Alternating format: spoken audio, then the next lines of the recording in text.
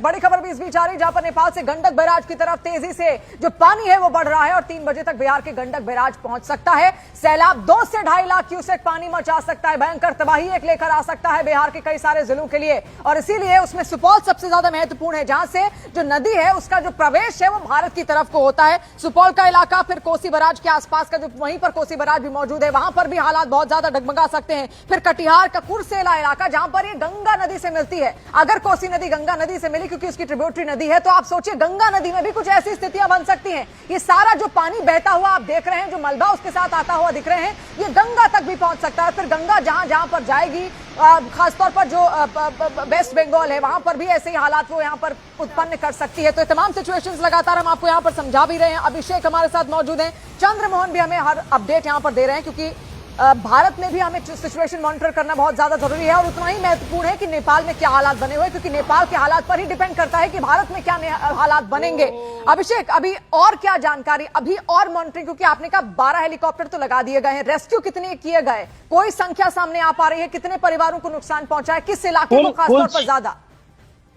जी बता दें कि रतुआगढ़ी के जो सभी इलाके हैं, खास करके जो 14 किलोमीटर का इलाका है, जिसमें जो आबादी बसी हुई है, उस पूरे इलाके में जो है सो नेपाली सेना की हेलीकॉप्टर की आवाज गूंज रही है। हम सेना के ही सोर्स से विजुअल ले रहे हैं और उसके द्वारा आप दर्शक भी देख रहे होंगे कि पानी की जो सैलाब है, उस सैलाब में नाव का तैर पाना जो है वो मुश्किल है, क्योंकि एनडीआरएफ और एसडीआरएफ की टीम इसमें नहीं तैर पा रही है। हवाई मार्ग के द्वारा रेस्क्यू किया जा रहा है। और खास करके जो ये पानी जब नेपाल के 3 जिलों में आएगी, जो चितवन है, हमारा नारायणगढ़ है, इन सभी जिलों में भी जिला जो डीएम होते हैं हमारे इंडिया में, तो यहाँ चीफ डिस्ट्रिक्ट ऑफिसर होते हैं, उन्होंने तटीय इलाके को खाली करने का जो है तो ऐलान कर दिया है। और सभी इलाकों में जो है लोगों को ऊंचे स्थानों पर तटीय इलाके खाली करने के इस वक्त आदेश वहां पर दे दिए गए, ताकि और ज्यादा भयंकर तबाही यहां पर ना देखने को मिले। और फिर से एक बार समझने की कोशिश करेंगे, मैप के जरिए सिचुएशन आपको समझाने की कोशिश करेंगे। शिवांगी हमारे सहयोगी इस वक्त मौजूद है।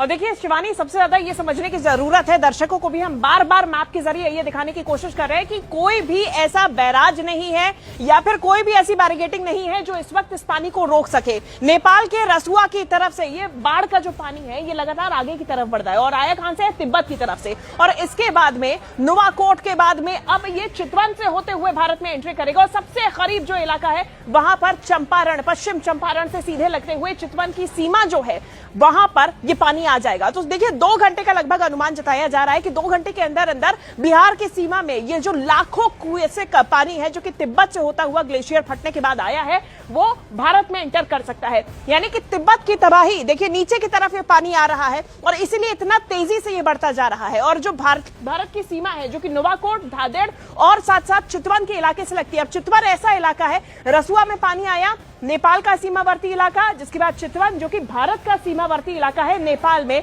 और उसके बाद बिहार से लगता हुआ यहां पे जल्द ही 2 घंटे के अंदर अंदर ये तबाही का मंजर देखा जा सकता है। शिवानी जी, तस्वीरें भी लगातार हम यहाँ पर शिवांगी देखिए दर्शकों को इसीलिए यहाँ दिखा रहे हैं क्योंकि इसका प्रभाव अब भारत पर भी पड़ेगा और भारत में भी यहाँ पर अलर्ट जारी कर दिया गया है। आसपास के कई सारे इलाके हैं जहां से कोसी नदी बहती है और वहां पर सबसे ज्यादा इस वक्त सिटी मॉनिटरिंग की बनी हुई है और इसीलिए डीएम भी वहां पर, उनकी अलग से एक मीटिंग यहाँ पर कराई गई ताकि निर्देश जारी कर दिए जाए, जो लोग आसपास वहां पर मौजूद हैं उस नदी के, वो सुरक्षित हो जाए। 4 अलग अलग तस्वीरें आपके सामने, ये नेपाल में सैलाब से जुड़ी हुई तस्वीरें आपके सामने हम रख रहे हैं, जहां पर कुदरत का पूरा कहर है। सैलाब में पूरा पुल बह गया, कई गांवों का संपर्क आपस में टूट गया, कई शहरों का संपर्क आपस में टूट गया है। पहाड़ी इलाकों में सबसे ज्यादा ये नुकसान है। हाइड्रो पावर प्लांट वहां पर तबाह हो गए हैं। रास्ते में कई सारे हाइड्रो पावर प्लांट वहां पर मौजूद हैं जो तिब्बत से होते हुए नेपाल की तरफ को आगे बढ़ते हैं, उनको नुकसान पहुंचा है। तो ये 4 अलग अलग तस्वीरें आपने देखी, अभी 2 अलग अलग तस्वीरें आप देखिए। चीख पुकार मच गई थी क्योंकि आवाज जो कलकल है उसकी इतनी ज्यादा भयंकर होती है कि आप डर ही जाएंगे। आपको लगेगा कि आखिर क्या हुआ अचानक से। और सुबह 9 बजे का ये समय था जब लोग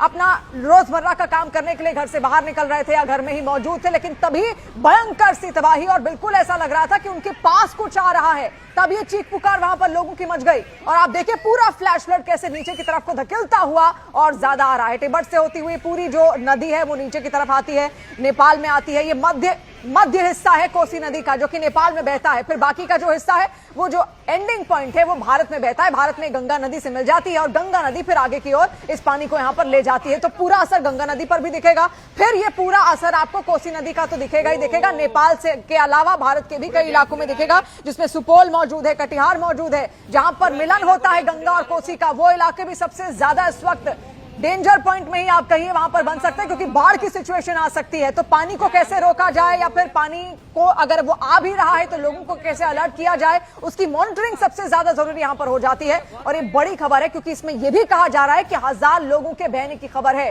12 हेलीकॉप्टर्स लगा दिए गए हैं, फिर रेस्क्यू टीम्स अलग अलग जगहों पर मौजूद हैं। उनके लिए भी रेस्क्यू चलाना इतना आसान नहीं है, क्योंकि सब जगह कीचड़ कीचड़ हो चुकी है। कई सारे परिवार उसमें बह गए हैं। जो बह गए हैं उनका आंकड़ा जुटाना भी उतना ही ज्यादा चुनौतीपूर्ण बना हुआ है, क्योंकि बड़ा हिस्सा एक बहता हुआ वहां दिखाई भी दिया गया। कई सारे जो पुल हैं वो बह गए। अब यही तस्वीर अगर आप देखिए, इसको समझिए, ये पुल जो जोड़ रहा है दो इलाकों को, अभी देखिएगा कैसे 1 सेकंड में ये पुल पूरा नीचे की तरफ को बकायदा उस पानी के साथ आता हुआ दिखा है। इतनी भयंकर तबाही है, इतना ज्यादा पानी भरा हुआ है नदियों में। अब आप अंदाजा लगाइए कि जो लोग वहां रह रहे हैं वो किस डर के साए में इस वक्त जी रहे होंगे, क्योंकि दोबारा से ऐसे हालात बन सकते हैं। और फ्लैश फ्लड ऐसा होता है कि आप उसको जल्दी इंटरप्रेट नहीं कर सकते, उसको जल्दी मॉनिटरिंग नहीं कर सकते। आप बारिश का तो अनुमान लगा सकते हैं, लेकिन और ये ऊपर की तरफ से क्योंकि आ रहा है तो ऊपर कैसे हालात बने, तिब्बत में जो हालात बने उसका ये असर है। नेपाल में जो असर देखने को मिल रहा है, अब नेपाल में ये हालात बने तो भारत में असर देखने को मिलेगा। तो ऐसे ही ये नदियां जुड़ी हुई हैं जिन्होंने अलग अलग देशों को यहाँ पर जोड़ा जरूर है, लेकिन अब असर जब दिखेगा तो उसको मॉनिटर करना उतना ही ज्यादा मुश्किल भी यहाँ पर है। आखिर किस तरीके से मॉनिटरिंग हो, लोगों को समझाना भी जरूरी है कि वो नदियों के आसपास बिल्कुल ना जाएं। और यही अलर्ट नेपाल में भी जारी हो चुका है कि कोसी नदी के आसपास, गंडक नदी के आसपास बिल्कुल भी ना जाया जाए। सीधे तौर पर वहां पर लोगों को आगाह कर दिया गया है। लेकिन ये दो अलग अलग तस्वीरें अब आपके सामने, और फिर वही सिचुएशन आप देखेंगे, सब जगह आपको बाढ़ के पानी में कुछ ना कुछ बहता हुआ दिखेगा। ये पूरा पुल आप देखिए कैसे बहता हुआ बकायदा साथ चला गया है। इससे पहले हमने लोहे का पुल वो आपको दिखाया था जो दो इलाकों को जोड़ जरूर रहा था, लेकिन जैसे ही फ्लैश फ्लड आया इतनी भयंकर रफ्तार से आया कि पूरा का पूरा पुल ही वहां पर बह गया है।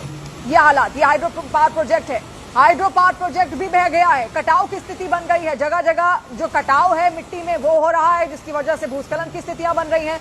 जो घर लोगों के पहाड़ी इलाकों में थे वो नीचे गिर गए हैं, ताश के पत्तों की तरह वो ढहते हुए दिखाई दिए। वो तस्वीरें भी हमने आपको दिखाई। यानी सब कुछ वहां पर बह रहा है और दोबारा भी ऐसी सिचुएशन वहां पर बन सकती है।